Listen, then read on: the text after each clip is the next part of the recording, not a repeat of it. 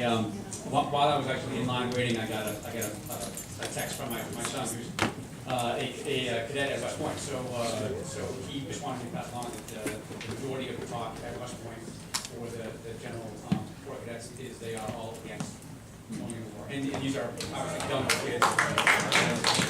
What I was mentioning was that as I was waiting in line, I got a text from my kid who's a cadet at West Point, and he wanted me to pass along in this forum that the majority of the talk at West Point is that they are all against going into voting yes for this. So that was an unintentional comment.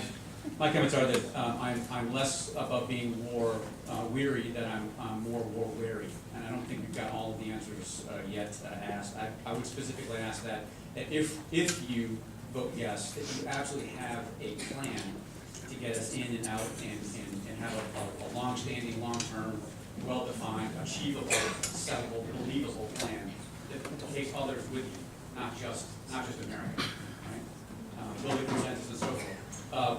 We can have military action anytime we want, but we can't unbomb and we can't unkill. So please, right, act accordingly. Please ensure that the benefits of our actions outweigh the risks that we're going to take. Some of the biggest mistakes we made in of course, the country are made in haste. Right? We can go in and have military action anytime we choose. Please make sure that the difference makes a difference. So whatever course of direction you ultimately choose and decide to vote for, please make sure that difference that we're trying to make is actually achievable and that we make a difference. I don't want perfect in our foreign policy, but I do want worth it. Thank you. Thank you. Thank you very much. I think we're going down to probably the last 6 questions or so because it's past 4. So let's keep it as short as possible. Yes, my name is Stephen Falk. I live in Westport, Connecticut. My name is Stephen Falk.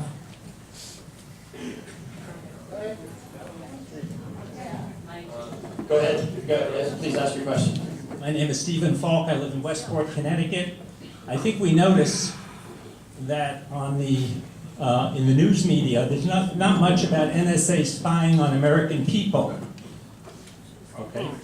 My first question: just as Ronald Reagan attacked Grenada to deflect news media attention away from the Iran-Contra affair, when he was selling illegal arms to Iran, do you think the war on Syria is a similar deflection of news media attention away from the NSA spying on the American people and violating our Constitution rights? The second question starts with, when will they ever learn? From a famous folk song during the Vietnam era. 50,000 dead Vietnam, young men and women. And then they found their way to graveyards, every one of them. Millions wounded. Iraq, 6,000 dead. 1 million wounded. Afghanistan, 1,000 dead. The endless war, 11 years already. My second question is, do you think Syria is going to wind up with the same result as Nam, Iraq, and Afghanistan? My third question is, so we in the United States do not act holier than thou. Let's remember, in Vietnam, we waged chemical warfare against Vietnam.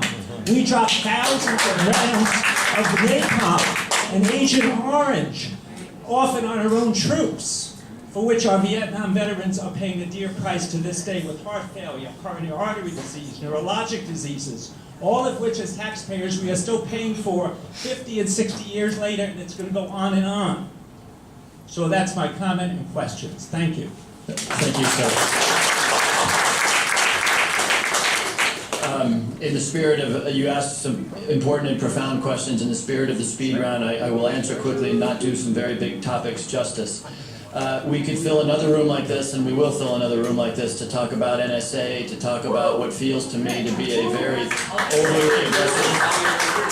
overly aggressive surveillance policy out of NSA and Washington in general. But no, I do not believe that this is designed to be a distraction from that very important issue. Secondly, I hope that we don't ever have to go through a Vietnam or an Iraq again, and that's of course why we're all here to have that discussion, and I very much appreciate your question. Yes, ma'am. Hi.